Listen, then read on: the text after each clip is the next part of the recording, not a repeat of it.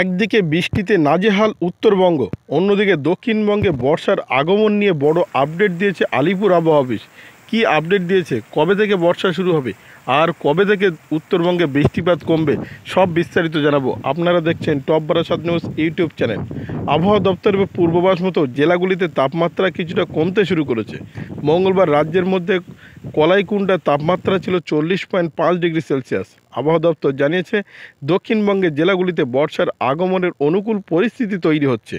মঙ্গলবার থেকে প্রাক বর্ষার বৃষ্টি শুরু হয়েছে কিছু কিছু জায়গায়।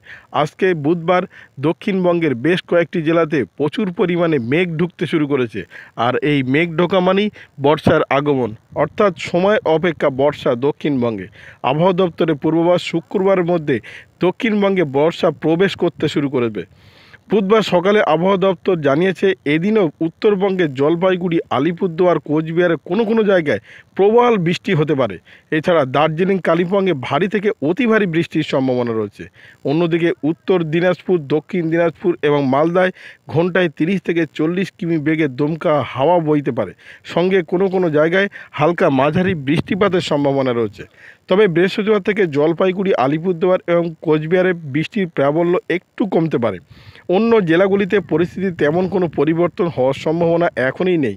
বুধবার দক্ষিণবঙ্গের আবহাওয়ার পূর্বাভাস অনুযায়ী এই দিনও বৃহস্পতিবার সবকটি জেলাতে হালকা থেকে মাঝারি বৃষ্টিপাত হতে পারে।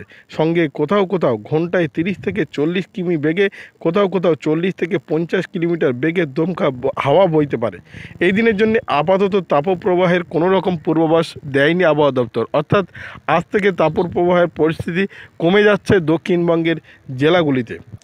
বুধবার সকালে আবহাওয়া দপ্তর জানিয়েছে, আগামী 24 ঘন্টার আকাশ সাধারণত মেঘলা থাকবে প্রায় সমগ্র দক্ষিণবঙ্গে। কোনো কোনো জায়গায় বৃষ্টি কিংবা বজ্রবিদ্যুৎ সহ বৃষ্টিপাতের সম্ভাবনা রয়েছে। সর্বোচ্চ এবং সর্বনিম্ন তাপমাত্রা আজকে ছিল 34 ডিগ্রি সেলসিয়াস এবং সর্বনিম্ন ছিল 29 ডিগ্রি সেলসিয়াসের আশেপাশে। এদিন কলকাতায় সর্বনিম্ন তাপমাত্রা পরিলক্ষিত হয়েছে 34 ডিগ্রি সেলসিয়াস, যা স্বাভাবিকের থেকে 1 ডিগ্রি কম। মঙ্গলবারেও একই তাপমাত্রা ছিল। আজকে যে তাপমাত্রা রয়েছে, আগামীকালও সেই তাপমাত্রা থাকার পূর্বাভাস দিয়েছে। আপেক্ষিক আর্দ্রতার পরিমাণ একটু বেশি রয়েছে, 88% সর্বোচ্চ এবং সর্বনিম্ন রয়েছে 31%। গত 24 ঘন্টায় খুব সামান্য বৃষ্টিপাত হয়েছে দক্ষিণবঙ্গে। আবহাওয়া দপ্তর জানিয়েছে, আগামী 48 ঘন্টা উত্তরবঙ্গ এবং দক্ষিণবঙ্গের জেলাগুলিতে তাপমাত্রা কিছুটা কমবে, যা মঙ্গলবারে পূর্বাভাস দিয়েছিল আবহাওয়া দপ্তর। আজকেরও সেই পূর্বাভাস বজায় থাকবে বলে জানিয়েছে আলিপুর আবহাওয়া অফিস। কলকাতা সহ দক্ষিণবঙ্গের হাওড়া, হুগলি, উত্তর ও দক্ষিণ 24 পরগনাতে ইতিমধ্যে মেঘ ঢুকতে শুরু করেছে। মেঘলা আকাশ দুপুরের পর থেকে হচ্ছে। এই মেঘলা আকাশের সঙ্গে ইতিমধ্যে কোথাও কোথাও 30 থেকে 40 কিলোমিটার গতিবেগে দমকা হাওয়া বইছে এই দক্ষিণবঙ্গের জেলাগুলিতে। উপকূলীয় জেলাগুলিতে কোথাও কোথাও সমুদ্রের ধারে জলোচ্ছ্বাসও দেখা যাচ্ছে। তবে বৃষ্টিপাত এখনও শুরু হয়নি। বৃষ্টিপাত হয়তো আজ রাত থেকেই শুরু হতে পারে। আবহাওয়া দপ্তরের পূর্বাভাস, আগামী শুক্রবারের মধ্যে দক্ষিণবঙ্গে বর্ষা প্রবেশ করছে।